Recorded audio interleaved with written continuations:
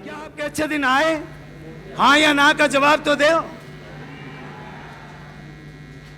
तो अच्छे दिन को लेकर उन्होंने देश की जनता को ठगने और बरगलाने का काम किया। ठग कर बरगलाकर मोदी जी ने सत्ता जरूर हथिया ली, लेकिन आज तक इस हिंदुस्तान में, उस भारत देश के अंदर मोदी जी के कहे हुए अच्छे दिन नहीं आए। मैं एक निवेदन करना चाह रहा हूं, अब हमें करना है। मैं गहलोत साहब, रंधावा साहब, डॉक्टर साहब से निवेदन करना चाहता हूं कि अच्छा दिन जो है मोदी जी के तो गए। मोदी जी ने सिर्फ अच्छे दिन उन गिने चुने 10 कॉर्पोरेट घरानों को, चाहे अडानी की बात करो, चाहे और कॉर्पोरेट घरानों की बात करो, उन कॉर्पोरेट घरानों के अच्छे दिन जरूर आए हैं। लेकिन अब हमें एकता और संगठन से पूरे मजबूत तरीके से हमें अपने दिन लेके आने हैं। अपने दिन कांग्रेस को सशक्त और मजबूत करें। यदि अपने दिन आएंगे, वही कांग्रेस को सशक्त और मजबूत करेगा, वही कांग्रेस के हाथ को सशक्त और मजबूत करेगा। इसलिए हम सबको एकता और संगठन से काम करना है। मैं ज्यादा समय नहीं लेकर, मेरे को कई बातें कहनी थी, क्योंकि बाद में हुड्डा जी हमारे बीच में आए दिल्ली से। मैंने उनको निवेदन करा, गहलोत साहब ने जो हुड्डा जी को निवेदन किया कभी इस इलाके में, क्योंकि हुड्डा जी, एक मैं आपको निवेदन करना चाहता हूं, हमारे हुड्डा जी आपके गांव के मसूरी के लोग आए हुए। हुड्डा जी मसूरी से ही गए हुए हैं और मसूरी के हजारों आदमी यहाँ आए हुए हैं। तो हुड्डा जी आप हमारे अपने हो, इसलिए क्योंकि उनको पंचायत मुख्यालय पर, क्योंकि हमारा शिक्षित होगा। आज गांव का आदमी शिक्षा का महत्व समझ चुका है। आज गांव का आदमी लड़के और लड़की को स्कूल भेजता है और स्कूल भेजने के बाद जब कॉलेज की बारी आती है तो फिर कॉलेज जो है आपके रकम लड़की बाहर जाके कॉलेज में शिक्षा ग्रहण नहीं कर सकती। इसलिए मैं दशरथ के अंदर आज ही आपके श्रीमुख से मैं ये निवेदन करना चाहता हूं, ऐसी पावन धरा पर कॉलेज की आप घोषणा करें। इस इलाके के अंदर बहुत बड़ा काम होगा। दूसरी घोषणा, इस इलाके के अंदर बहुत बड़ा काम होगा। दूसरी घोषणा कि जिस तरह से उप तहसील आपने बनाई थी, क्योंकि ये कम से कम 60, 70, 75 गांवों का इलाका है और इस 75 गांवों के लोग इधर उधर भटकते हैं। नौका यहाँ से करीब 45 किलोमीटर दूर रहता है, जो आखिरी छोर का गांव है कम से कम 60 और 70 किलोमीटर दूर रहता है। तो इस उप तहसील को पूर्ण तहसील का दर्जा देकर इस इलाके का जो है भला करने का काम करें। इस ग्राम पंचायत जैसा से ये बहुत बड़ा गांव है, नौका के सबसे बड़े गांवों के अंदर आपका जसासर गांव आता है और हमने इसी वजह से चुना कि गांव के अंदर किसान सम्मेलन होना चाहिए। और उसी को देखकर आपके गांव में, क्योंकि पूरा इलाका ये किसानों का, क्योंकि ट्यूबवेल का इलाका है, यहाँ अच्छी खेती होती है और अच्छी फसलें होती है। उन फसलों को बेचने के लिए मंडी चाहिए। इसलिए आप जसासर में इसमें जो है गौण मंडी की घोषणा करने का जो है मैं निवेदन करना चाह रहा हूं, आप घोषणा करें। मैंने बिजली की बात करी थी कि बिजली का सबसे बड़ा संकट जो है, क्योंकि यहाँ एक एक खेत के अंदर 2-2 ट्यूबवेल, एक ट्यूबवेल बना हुआ है, ऐसा कोई खेत खाली नहीं है।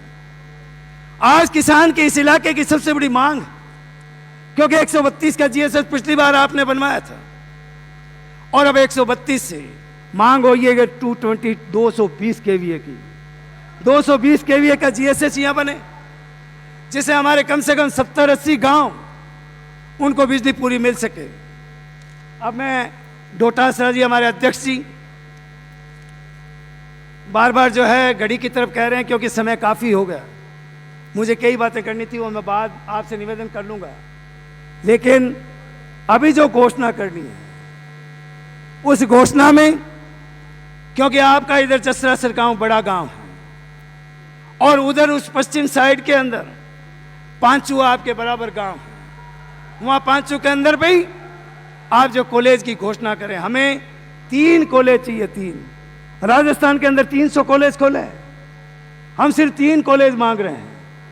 उसमें 3 कॉलेज आप घोषणा करें जिसे हमारे नोखा के उस बच्चे को, उस लड़की को, उठानी के अंदर बैठी हुई हमारे जो गरीब परिवार की बच्ची है, उस बच्ची को जो है कॉलेज से वंचित नहीं रहना पड़े, उसमें कॉलेज में उसको शिक्षा मिले। और हमारे नोखा में सबसे बड़ा स्टेडियम स्वर्गीय जेठाराम डूडी जी के नाम से आपने उसका उद्घाटन किया था। जब मैं इस इलाके से मेंबर पार्लियामेंट, जब मैं एमपी था, उस टाइम में करीब 90 बीघा जमीन पर जो है हमने स्टेडियम का निर्माण करा था। आज उस स्टेडियम को जीर्णोद्धार कर और इस स्टेडियम को, क्योंकि हमारी इस गांव में जो खेल के प्रति जो है बड़ा लगाव है और हमारी खेल प्रतिभाएं हैं। हमारे बीच में कृष्णा जी बैठी है जो अंतर्राष्ट्रीय खेल के आई थी, उसमें उन्होंने जो गोल्ड मेडल हासिल किया था। आज हमारी इस गांव की बेटी ने, ऐसी कई बेटियां हमारी गांव में, इसलिए वो अंतर्राष्ट्रीय स्तर का उस स्टेडियम को बजट देने का आप काम करें। करीब 50 करोड़ रुपए में जो है स्टेडियम बनेगा डोटासरा जी। इसलिए आप भी मुख्यमंत्री जी से मेरी तरफ से जो है आप निवेदन करना। अब इसमें कई जो है आपकी मांग पत्र है करीब हर पूरे इलाके में। बस सबसे बड़ी बड़ी जो बिजली की हमें जो 15-33-11 के GSH चाहिए, 15 से हम जो है एक बार काम चला लेंगे। बाकी 15 स्कूल हमें नहीं खोलनी है, 15 स्कूल हमें जो करमौंद करनी है, 15 स्कूल प्राथमिक से उच्च प्राथमिक और उच्च प्राथमिक से माध्यमिक। क्योंकि मैं गहलोत साहब को धन्यवाद देना चाहूंगा, किस राजस्थान के अंदर शिक्षा के क्षेत्र में एक नई क्रांति, एक नया इतिहास रचने का काम किया। वो नई क्रांति, नया इतिहास हमने उस गांव के उस ग्राम पंचायत में हमने महात्मा गांधी अंग्रेजी स्कूल खोलने का काम किया। एक बहुत बड़ा इतिहास। हमने पहले 8वीं से 10वीं स्कूल होती थी, 10वीं से फिर 12वीं होती थी। गहलोत साहब ने 10वीं का जो कॉन्सेप्ट ही हटा गया, सीधी 8वीं से 12वीं जो है करमौंद करने का गांव में के अंदर हर ग्राम पंचायत के अंदर काम कर दिया। इसलिए हमें जो 15-15 स्कूल चाहिए उसकी आप घोषणा करें। सड़कों की बात है, उसमें सड़कों में जो है मैं आपको लिख के दे दूं कि उस समय काफ़ी हो गया, फिर हुड्डा साहब का भी हेलीकॉप्टर नहीं उड़ेगा। गहलोत साहब तो रात्रि विश्राम जो है यहीं करेंगे। मैंने उनको निवेदन करा कि भाई आप रात्रि विश्राम कर रहे हो तो मैं उस गांव के उस स्टेट ढाणी जो है, आखिरी ढाणी के अंदर आपको रात्रि विश्राम कराना चाह रहा हूं। मैंने निवेदन करा है। तो मैं आप सबको आज इस विशाल किसान सम्मेलन के अंदर, आप इतने लाखों की तादाद में आए हो, मैं बहुत ही हृदय तल की गहराइयों से आपको वंदन करता हूं, आपको धन्यवाद देता हूं, आपका आभार व्यक्त करता हूं।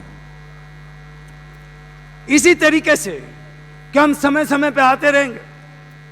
2013 के चुनाव है, उन चुनावों के अंदर आप यह मंच पर विराजमान रंधावा साहब हैं, हुड्डा जी हैं, गहलोत साहब हैं, हमारे प्रदेश कांग्रेस के अध्यक्ष डोटासरा जी हैं और हमारे नेता सारे मंत्री जो हैं वो सारे बैठे हैं। उनको विश्वास दिला दो हाथ खड़े करके कि 2013 के अंदर हम कांग्रेस की सरकार को वापस रिपीट करेंगे।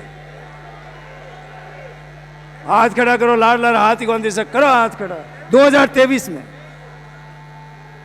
2023 के अंदर आप कांग्रेस की सरकार को वापस रिपीट करने का काम करोगे भारी बहुमत से। आप सबको बहुत बहुत धन्यवाद। हमारे जितने भी नेतागण आए उनका भी इस पावन धरा पर मैं स्वागत करते हुए, मैं आपका स्वागत करते हुए आपको धन्यवाद देना चाहूंगा कि आप भी अपना समय निकाल के आए।